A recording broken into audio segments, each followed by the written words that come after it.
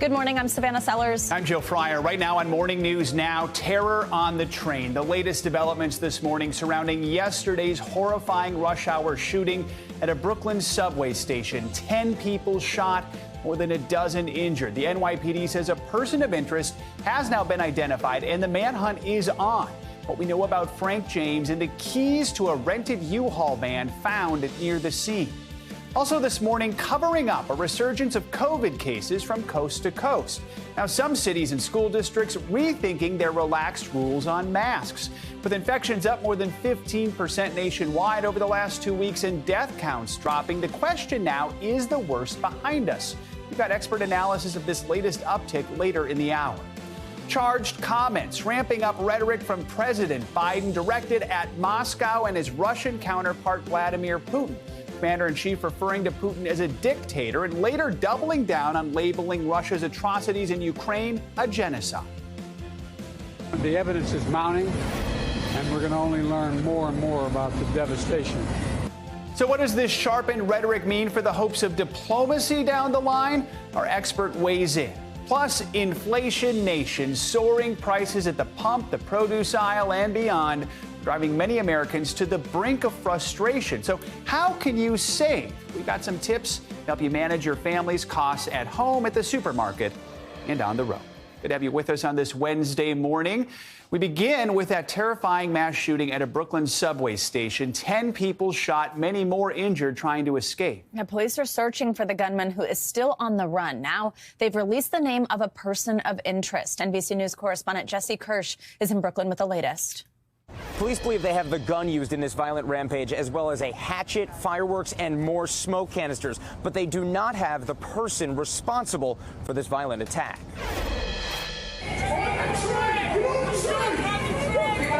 This morning, an urgent manhunt in New York City as police intensify the search for the gunman who opened fire on a subway train Tuesday morning. Authorities now calling this man, 62-year-old Frank James, a person of interest in the frightening shooting rampage. The morning rush hour quickly turning to chaos when police say a gunman put on a gas mask, opened 2 smoke canisters on a moving train in Brooklyn's Sunset Park, and opened fire. We still do not know the suspect's motivation. Clearly, this individual boarded the train and was intent on violence. One subway rider's cell phone camera rolling as the Manhattan-bound train came to a stop. Authorities say the gunman fired 33 times. Several people fleeing, some bolting onto another train. I was scared. I didn't know what to do. Graphic images showing other victims bleeding on the floor. One of the injured describing the horror from his hospital bed. All you see is like a black smoke bomb going off, and then people bum rushing to the back. This pregnant woman was in front of me. According to area hospitals, 29 people were injured in the attack. Police say at least 10 were shot, while others suffered from smoke inhalation and were injured in the ensuing panic. The youngest victim just 12 years old. For now, James is not being called a suspect. Authorities say they found U-Haul keys at the scene, which unlock a van James rented in Philadelphia. We are endeavoring to locate him to determine his connection to the subway shooting, if any. Officials say they also recovered a handgun, extra ammo, a hatchet, and a bag of smoke canisters and fireworks. I'm not going to use any graphics in this video. I just want to talk to you directly. Police are also looking into social media posts that law enforcement sources say are from James that mentioned homelessness, race, Ukraine, and Mayor Eric Adams.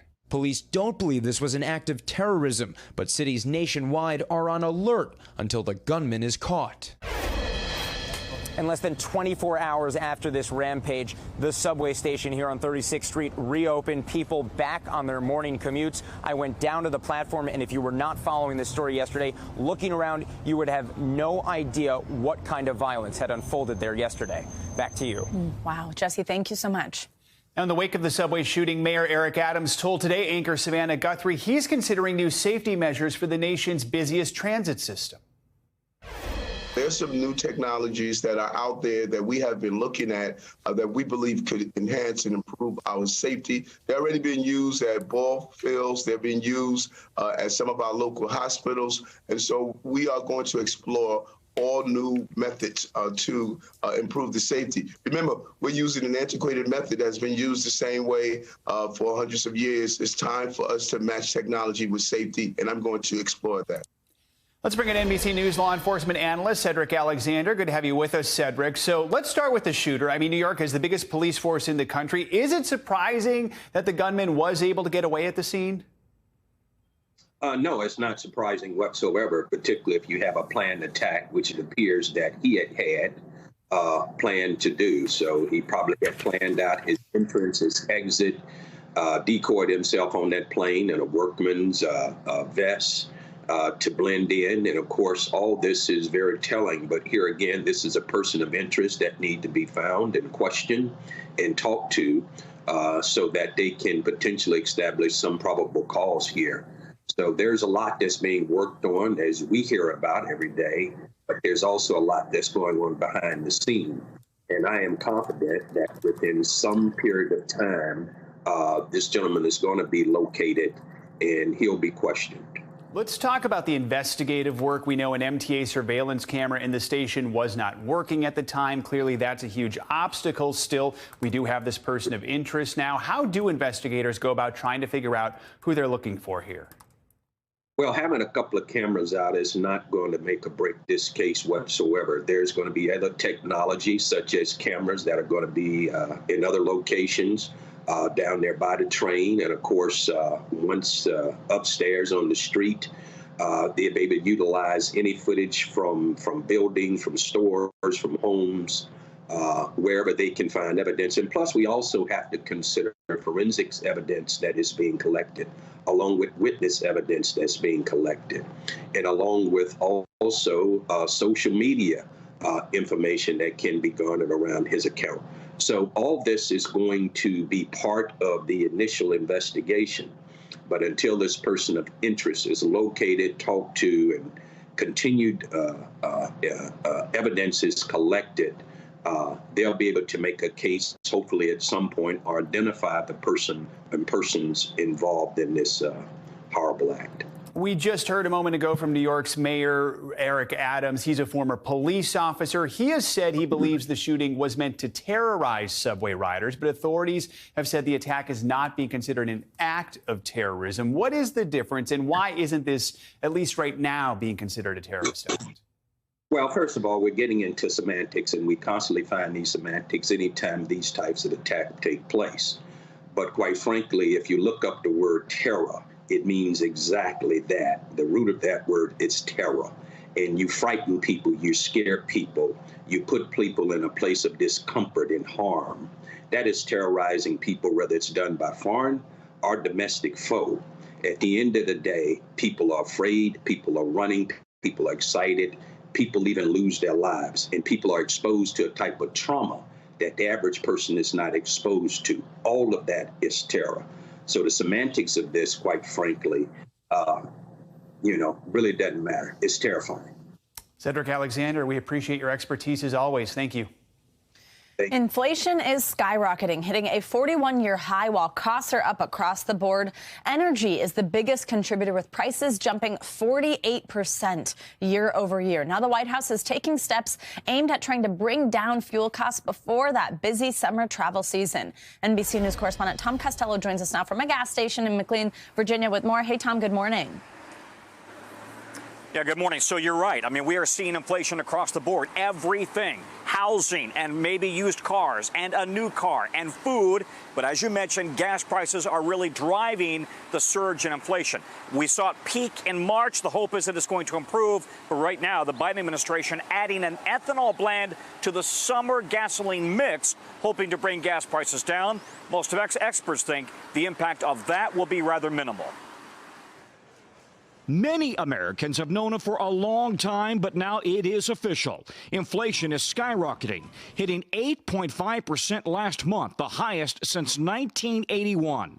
A big driver, gas prices, which a new government forecast predicts will reach an 8-year high this summer. While right now prices are down 24 cents from their highs in March, the national average still $4.08 a gallon, up $1.22 from a year ago.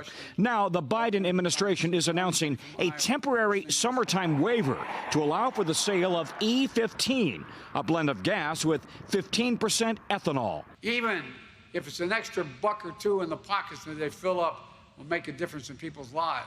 But adding more ethanol may have a limited impact, since only 1.5% of gas stations nationwide actually carry E15. It's not just energy prices that are fueling inflation. Food is up 8.8% year over year, the biggest annual increase in 41 years.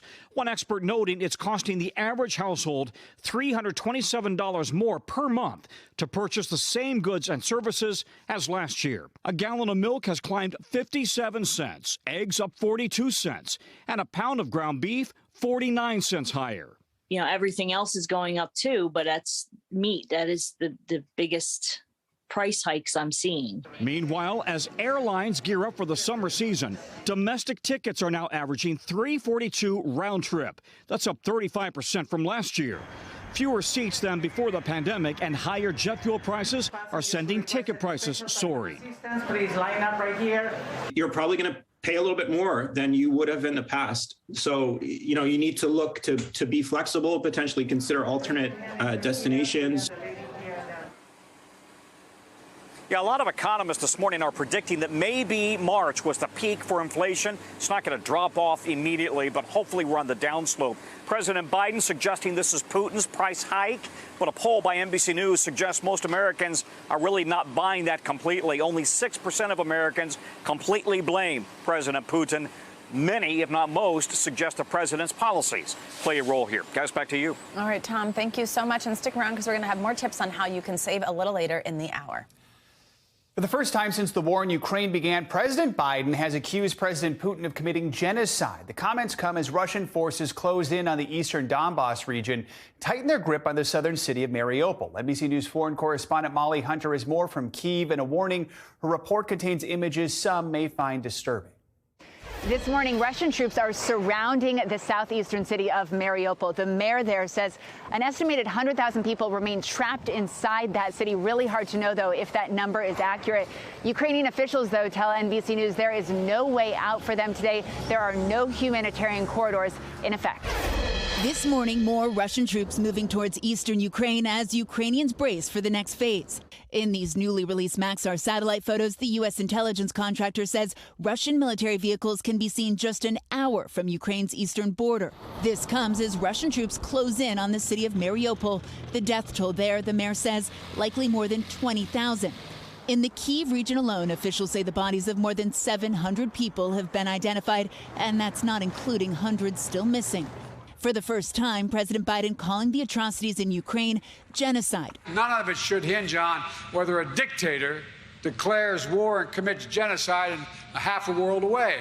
Overnight, President Zelensky responding in a tweet, true words of a true leader.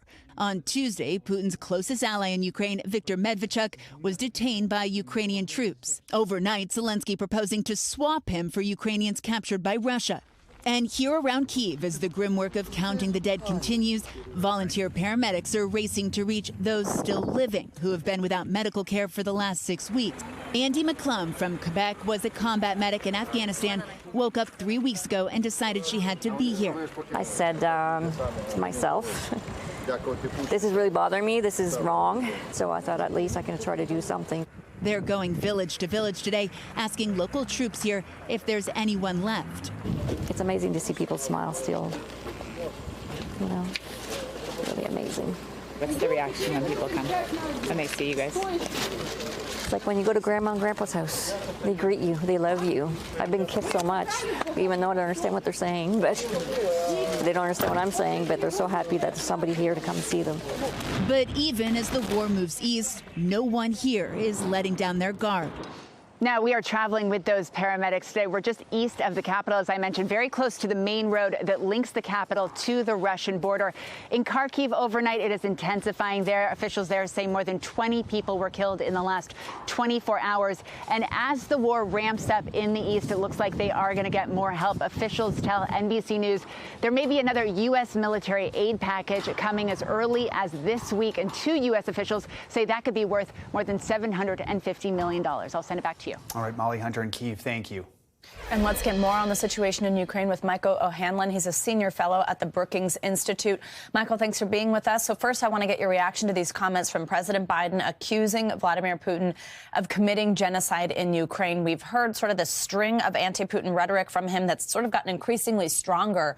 So do you think there's a risk for an American president to say these things about the leader of a nuclear-armed country like Russia? Or have we reached the point where diplomacy is really not the priority or seen as an option? Yeah, it's a great question. You know, at one level, President Biden's comments are completely understandable and almost slightly emotionally satisfying, or at least a release for many of us who are just so horrified by this war. On the other hand, if you are thinking at all about diplomacy, maybe not now, but maybe in a few weeks or whenever it may be possible, and you're thinking that the United States may have to play a role in that diplomacy, I don't know that it benefits you to use this kind of language, however justifiable. Although, frankly, the term genocide is a very, very powerful term, as we all know.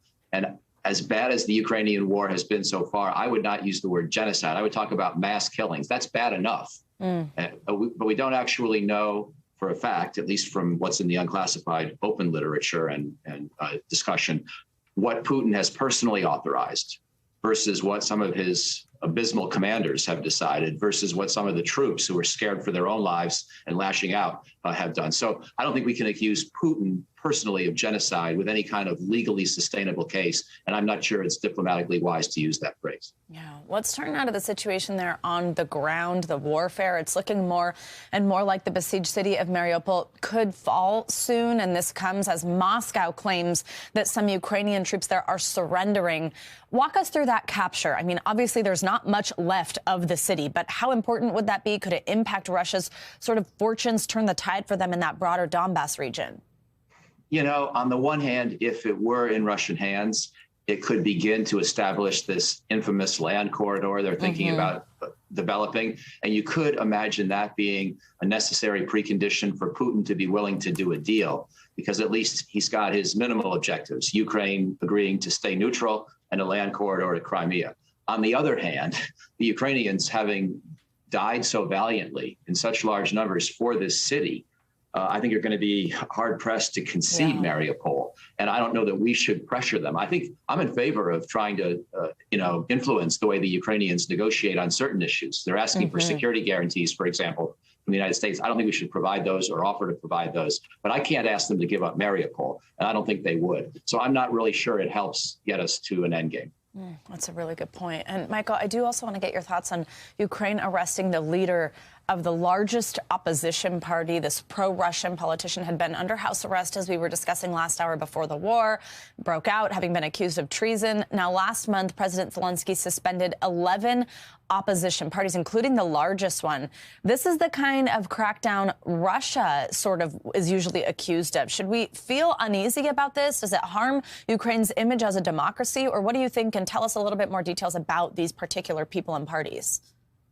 Well, I think Ukraine's image is pretty good right now in the eyes of the world. So I think Zelensky has some space on these kinds of issues. And we do recognize, even Abraham Lincoln limited certain kinds of dissent during the American Civil War. So I'm not going to hold that too much against him. But I think you're right still to raise the question. And is there a way to maybe make illegal certain kinds of speech rather than all these parties all at once? But, on balance, I think Ukraine is a democracy. We recognize that. It's under attack. We recognize that. I think Zelensky has some room for maneuver here.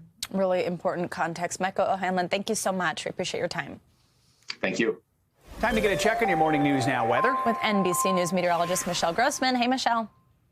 Hey there, guys, and it's a busy one again today. We're watching the threat for severe weather, flash flooding, red flag warnings once again, and we are also watching blizzard conditions, an April snowstorm in the northern plains. And I think we have a little video out of Bismarck because they had a day yesterday. We had, before it's all said and done, we're going to see 3 feet of snow in some spots in North Dakota. We had winds blowing 50 miles per hour, heavy snow, freezing fog, and we're seeing more of that today. So a massive storm causing a triple threat. You can see on radar, we are tracking some heavy rain even at this hour. We had some severe weather overnight. That has calmed down for the most part, but we're going to start to see that ramp up again this afternoon, evening into the overnight hours. Where you see the blue, that is the snow. So first we'll start with the snow. The blizzard conditions in the northern plains, we're going to see reduced visibilities, really difficult travel.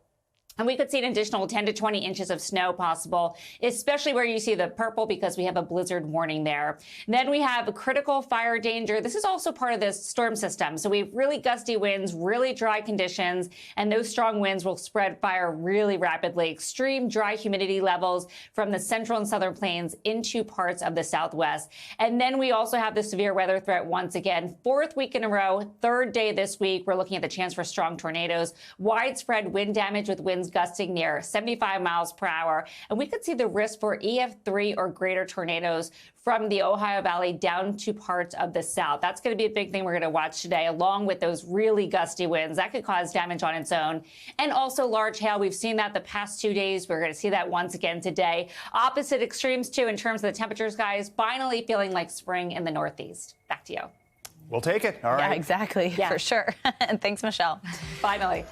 And coming up, this latest surge in COVID cases is causing some cities and schools to rethink their mask requirements. And it's got some folks thinking twice about those family get-togethers this week. So is the worst of the pandemic actually behind us? We're going to talk with our expert next.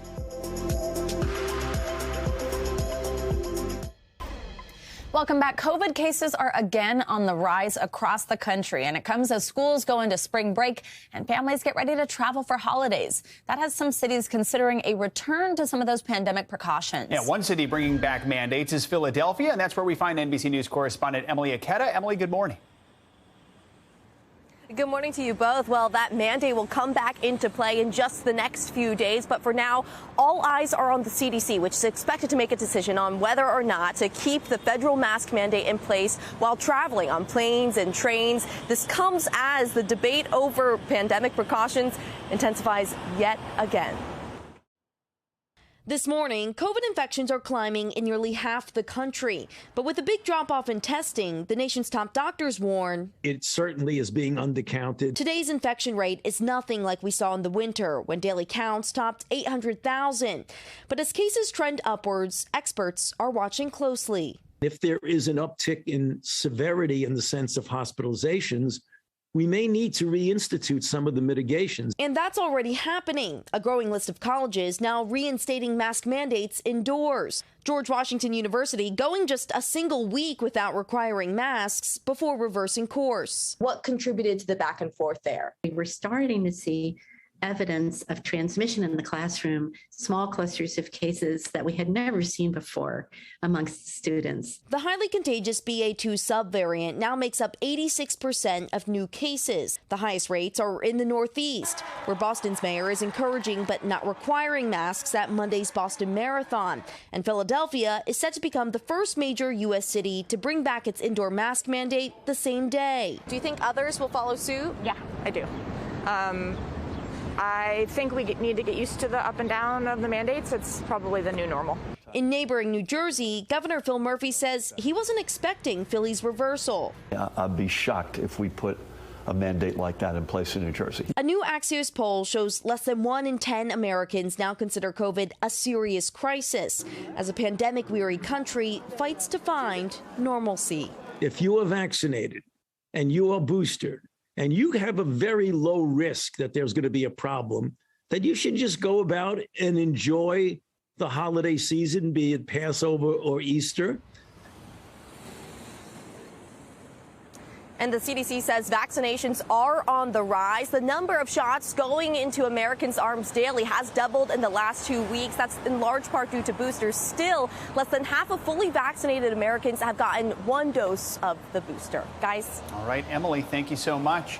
Let's bring in Dr. Mario Ramirez. He's an emergency physician and the former pandemic and emerging threats coordinator under President Obama. Doctor, good to have you with us. So there's been a lot of talk about bringing masks back. Let's talk about testing. Do schools need to ramp up their testing efforts more, and how could that help? Well, testing is important for a couple of different reasons, Joe. You know, at the population level, testing is really important because it first tells us where the virus might be spreading so that we can get schools and hospitals and providers ready for a potential surge. The other thing it does, though, it also allows us to track which variants are out there circulating. If we're not testing, we're not going to know what's out there. We're not going to know how effective our treatments are. But at the individual level, testing is really important because we now have access to really effective treatments in the form of things like Paxlovid and other oral antivirals that can really nip this in the bud if you do get infected. But of course, the only way that those treatments are effective is if you start treatment soon after testing. And so it's really important, I think, if folks are feeling sick to use testing. And that's where it really has its value. And now millions of people are eligible for a second booster shot, doctor. But for people who either only have the initial vaccine or the first booster, where are we at with protection against this Omicron subvariant that is causing this new surge that we're just starting to see the beginning phases of? Well, what we saw, Savannah, was that in all adults, protection against infection and hospitalizations was really good after just a third dose of the mRNA vaccine, so after that first booster. But what we've seen as we move further out from those third doses is that protection against overall infection starts to drop off, and we see some more what are called breakthrough infections, but not very many hospitalizations in younger adults. The groups where it does seem like there's significant value for a fourth dose right now are in people particularly over age 60. And we've seen that a fourth shot can really make a big difference in the rates of serious illness and hospitalization groups. Now, it's possible that that could shift as we get further out from those third doses, and the value of a fourth shot really improves for younger people after that. But at this point in time, the value is really for older persons. So, Dr. Ramirez, we know we're likely going to see more variants, more subvariants, perhaps beyond this one. At this point, do you think the worst is behind us, or is there still the potential to have a surge that's similar to the Omicron wave from this last winter? Well, it certainly seems like the overall trend is in a much better direction, right? At the top of the story, we talked about how the number of cases is far less than what we experienced from the first part of the Omicron wave. But when we listen to viral geneticists and people who emphasize evolutionary biology, what we've seen is that this virus is likely to keep mutating and giving us a really new look every 4 to 6 months. And I think that's why people are really worried about what the fall and the winter season are going to hold. You know, technically at that point, we would really be about time to see a real shift in the virus again, and potentially, could cause a surge, but nobody knows for sure. And so I think the best thing we can do, like you mentioned, is to keep testing and keep a close eye on where the science is going. All right, Dr. Mario Ramirez, thank you so much. Thank you, doctor. And now let's take a look at what's making news around the world this morning. NBC's Claudio Lavanga joins us again from Rome. Claudio, good morning.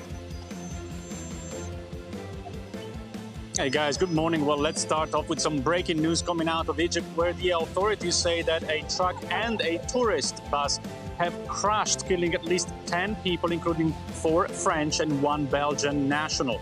Now, other people got injured. The authorities say they were taken to the hospital with bruises, broken bones, and other kinds of injuries, but they say they are in stable conditions. Now, the cause of the crash is still unknown. And people in Taiwan have received a sort of citizen survival guide as concerns over a potential attack by China have grown after Russia's invasion of Ukraine. The handbook was released by the country's military and explains how to use a smartphone app to find bomb shelters, water and food supplies, as well as giving tips for preparing emergency first aid kits.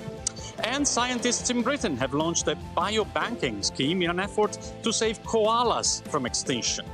The scientists plan to freeze the sperm from male koalas, which could be then harnessed with IVF technology to impregnate female koalas. Now, koala numbers have plummeted since 2012, when the species was declared at risk of extinction, guys. Oh, wow. What a picture there. Whatever we can do to save them. All right. They're climbing on the tree of life. Exactly. Yeah. Very good. Thank you, Claudio. Very good. All right, coming up, out of office, New York's lieutenant governor resigns after his arrest related to a campaign finance fraud investigation. So how might this affect Governor Hochul's re-election bid? Plus, bringing Black women's maternal struggles to light, the challenges they sometimes face on the road to motherhood. Those stories are next. Welcome back, and now to the latest on another scandal that has toppled a politician at the highest levels of government here in New York State. Lieutenant Governor Brian Benjamin has resigned from office after he was arrested on charges related to campaign finance fraud. Governor Kathy Hochul, who picked Benjamin to be her lieutenant governor less than a year ago, said his resignation was effective immediately while the legal process plays out. Let's bring in Joshua Solomon, a Capitol Bureau reporter for the Times-Union in Albany, for more on this story. Hey, Joshua, thanks so much for joining us. So first, just walk us through what we know about the arrest here and what charges he's facing. Sure thing. So the lieutenant governor is facing bribery-related charges related to campaign finance things when he was running for city comptroller.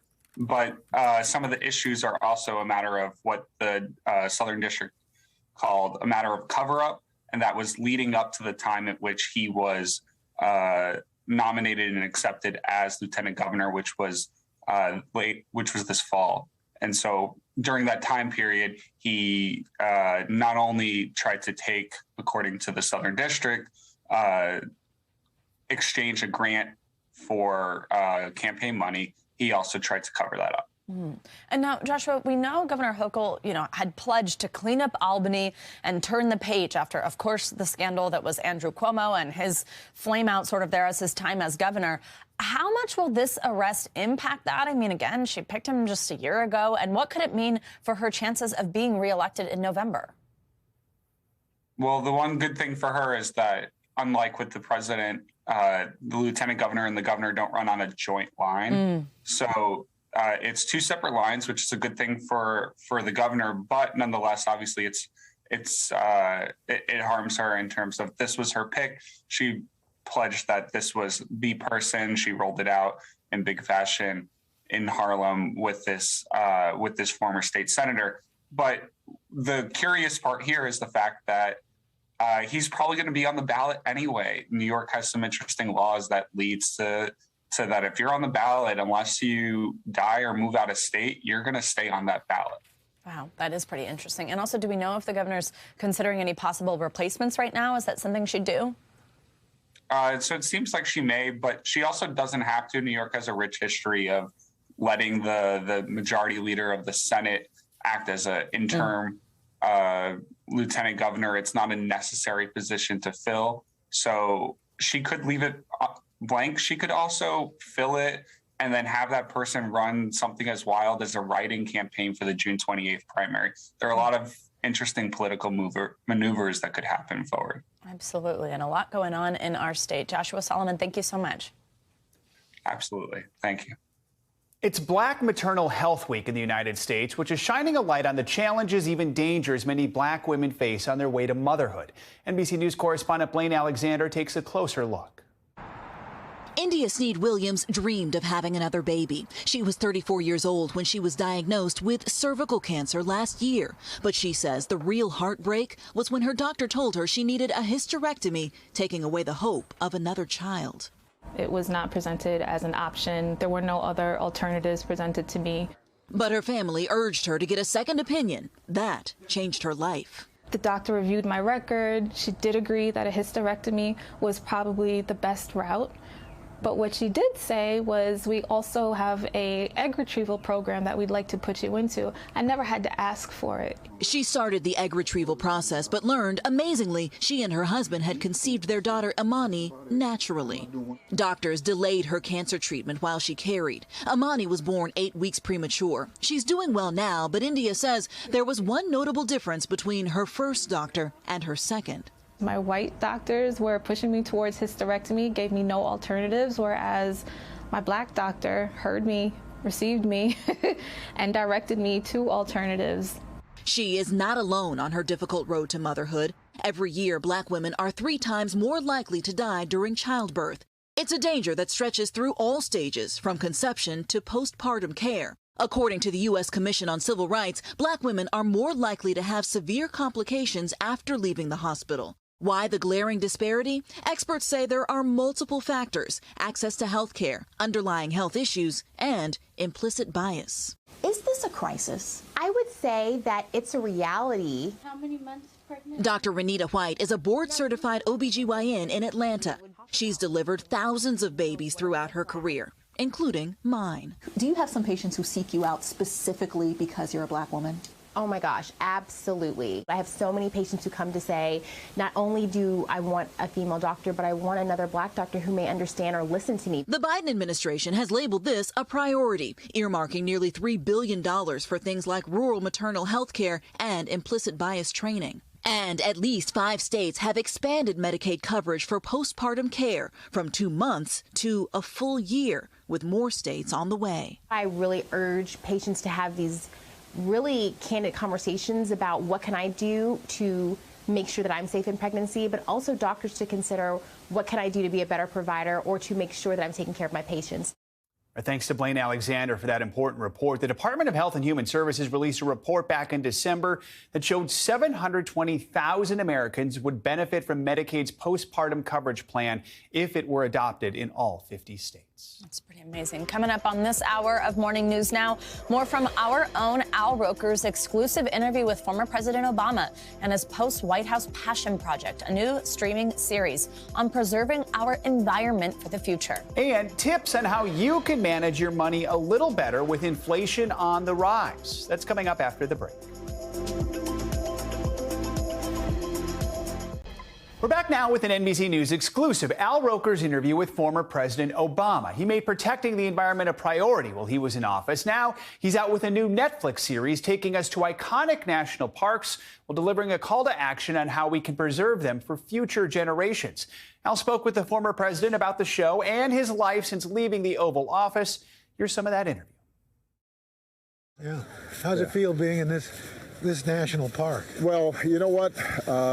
Anytime we get out of the city and we're among trees and woods and critters, I feel better. For former President Barack Obama, national parks are the backdrop for some of his favorite memories, from his first trip to Yellowstone to growing up in Hawaii. The whole state almost is a national park. So the oceans, the coral reefs, the mountains, the forest, that was part of my everyday life. Now, his new Netflix series, Our Great National Parks, showcases some of the world's most spectacular settings. This is a journey through the natural wonders of our shared birthright. The former president serving as both executive producer and narrator. There's nowhere else you'll see a hippo in the Atlantic Ocean. The series not just a feast for the eyes, but a lesson on the importance of protecting the parks and their wild residents. I'm hoping that we're going to learn something not just about how to maintain national parks, but why it's so important to deal with issues like climate change that threaten the entire planet. In fact, we have younger kids, Sasha and Malia, this generation that demands us being better caretakers. Yeah. Will people seeing this heed that call? Well, I think that the generation of our kids are more mindful of how we haven't always taken care of the planet. And with climate change affecting everything, they are demanding action. Nature is more resilient than we think if we are intentional about it. In addition to spending his time out in nature, former President Obama has been navigating some political terrain, returning to the White House for the very first time just last week. How did that feel? Well, you know, it was wonderful to see some of the old team. The fact that I could leave, though, was nice. Vice President Biden, Vice President.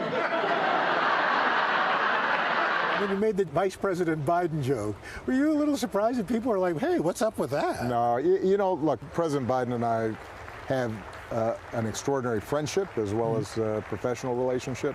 Last month, Mr. Obama became one of the more than 80 million Americans who tested positive for COVID-19. How are you feeling?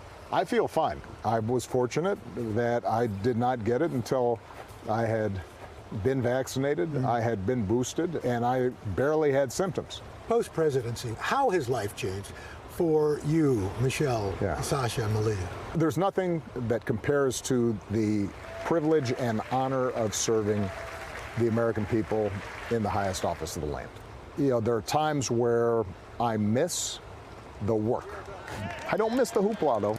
And, you know, we're finding that we can be really productive, contributing citizens in all kinds of other ways. On a personal note, our son Nick is getting ready to go to college. You've been through it. You got any tips for us as far as empty nesting? Michelle always said, and she's absolutely right about this, our job as parents is to teach our kids not to need us. And it hurts, but when you see them as accomplished, confident, kind, thoughtful, responsible people, then you know you've done your job. And the former president is also hoping to inspire the next generation to get involved with national parks and share his love of nature. So we led some local kids on a scavenger hunt. We've got some great kids. What's going on, guys? From the Boys and Girls Club to Greater Washington. Is this Team Roker over here? This is Team Roker. Let's see Team Obama, though. Hey, Team Obama. Uh-oh. He's come to play. Andrew Rand, how are we going to do this? Well, we got to set the expectation that this team is going to win. So, Team Obama going to win? Come on. Is Team Roker going to win? Yeah! 1, 2, 3. Obama! Let's do it. Oh, they're moving already. That's it. Getting ahead of us. The turtles are... The turtles? Oh, where? over there on that log. Anybody know what that is? Moss, yes. Oh, wow. Look at all those tadpoles. So you guys know what tadpoles turn into?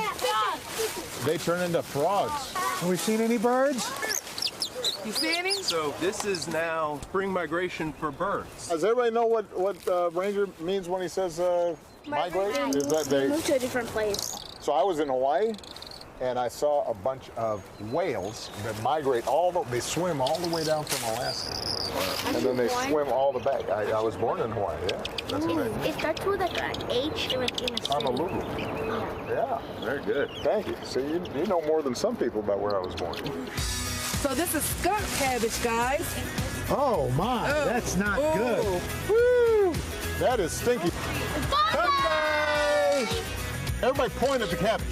Cheese! Everybody, good job. Way to go. Woo! You guys were outstanding on our scavenger hunt.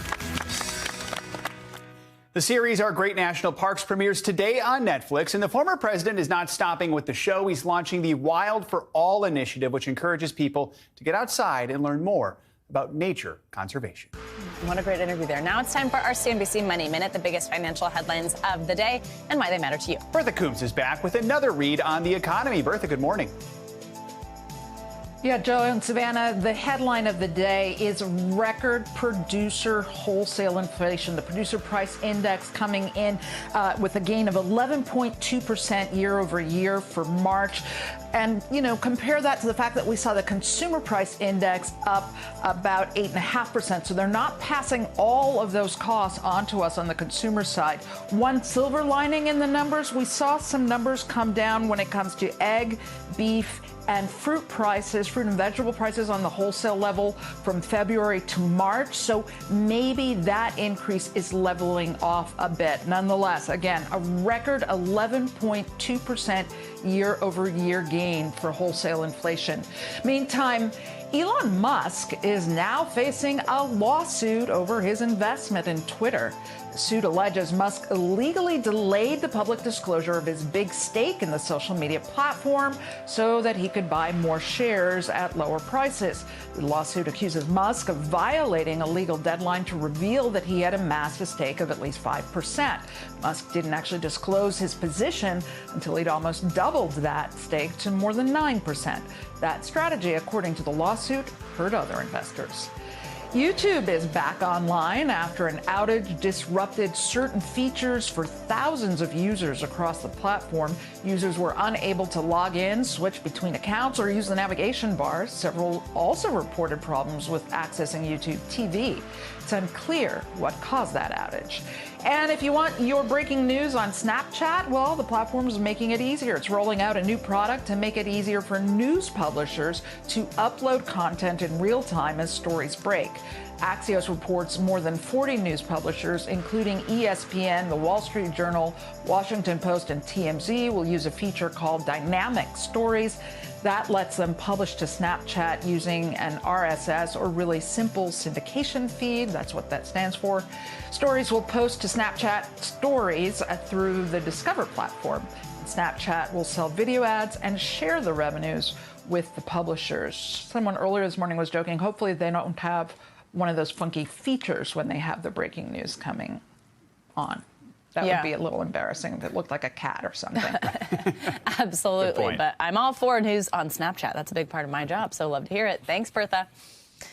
Now, you've probably noticed this in your bank account lately. From gas and groceries to big ticket items, it's all costing more, and families across the country are feeling the pinch. But there are some ways to ease the pain on your wallet. NBC News senior consumer investigative correspondent Vicki Wynn is here with tips to help stretch your dollar. Hey, Vicki, good morning. Hey, good morning, Savannah. Right now, every penny counts more than ever as we keep seeing prices spike on all of these things that we need. But I have some tips for how to plan, spend, and save your money wisely so that it goes further, even on vacation. United States of sticker shock. 8.5% remains a 41-year high. You have to go back to 1981. Inflation climbing to its highest rate in nearly 40 years. A rise in consumer prices last month at an annual rate of 15%. And just like then, these days, Americans taking a big hit where it counts, their pocketbooks. Every week is something new. It's beef prices, it's produce, it's avocados, it's takeout containers. Now it's fuel. Every time you go and shop, a price of something has gone up by so much. It's insane. The average household will now spend an estimated $327 more per month to cover the soaring costs of everyday necessities, from gas to groceries. But there are some things you can do to help keep your family's finances in check. Start with making a budget. Know how much money your household earns and spends each month. Then look for ways to save. We can't control how much higher inflation will be, but we can control how much we spend. When it comes to debt, know who you owe and how much, along with the interest rate. Experts say if you have multiple loans, consider paying down the one with the highest interest rate first. With mortgage rates topping 4% for the first time since 2019, homeowners who want to refinance should do it now, not later, as the Federal Reserve has promised to raise interest rates to combat inflation.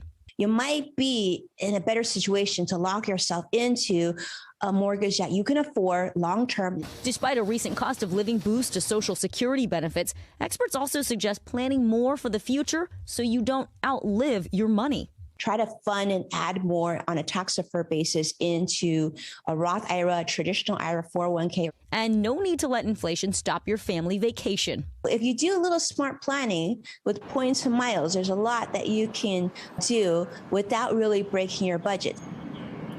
And of course, going back to an old-fashioned budget is really, really important.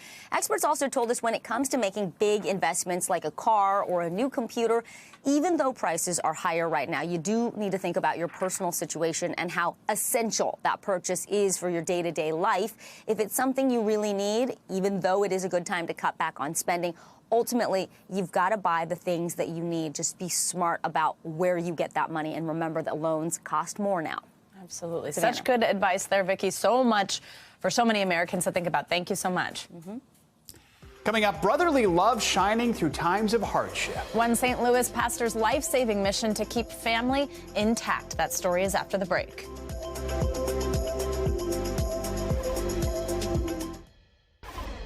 Welcome back. Major League Baseball history was made and a glass ceiling was shattered during the Giants and Padres game last night. Alyssa Nakken took over as the San Francisco Giants' first base coach, making her the first woman to coach on the field in a Major League game. This came 75 years nearly to the day since Jackie Robinson broke the color barrier in baseball. Nakken was called up in the top of the third inning after the other coach was ejected following an argument with a member of the Padres. Nakken is donating the bright orange helmet from Tuesday night's game to the National Baseball Hall of Fame in Cooperstown. And not only did she make history, she got to see her team win big. The Giants went on to beat the Padres 13-2. All right, finally this hour, a pastor is practicing what he preaches, but this time his message and actions were not for his flock, but rather for his own brother. NBC News Now anchor Tom Yamas has the story. Ernest Adams Jr. from St. Louis is used to life on the open road. But for this trucker, it all changed in 2020 after a battle with COVID. Now, I've been driving for about 38 years now, and I can't drive while I'm on dialysis. His doctors warned that dialysis was not a permanent solution for kidney failure. While dialysis is a good bridge for life, it's certainly not a long-term answer. And ultimately, renal failure will ultimately have taken his life. Ernest was placed on the transplant list, but finding a match could take years. At Barnes-Jewish Hospital, the wait time for a kidney transplant is around 3 years. Ernest reached out to family and friends, hoping to find a match for a new kidney. Answering the call, his younger brother, Cedric, a pastor, and his kidney, a perfect match. And when she told me, it was like the world stood still. I'm like, really? I said, I matched? From one brother to another, a new perspective on brotherly love. I'm looking at this as a part of helping my brother, showing brotherly love, but this is ministry. Their surgery is planned for April 19th. I don't even know how to compensate him for being such a good man. These brothers hope their story inspires others to consider organ donations. It's not every day that people in society get to save someone's life. But in this case, Cedric, who's a pastor, is truthfully saving the life of his brother. You know, this is like a gift, a new life. That's how I take it. We wish the Adams family a successful surgery and a speedy recovery. Our thanks to Tom Yamas for that report and our St. Louis station, KSDK, for their help with that story. That does it for this hour of Morning News Now. But the news continues right now. Thanks for watching our YouTube channel. Follow today's top stories and breaking news by downloading the NBC News app.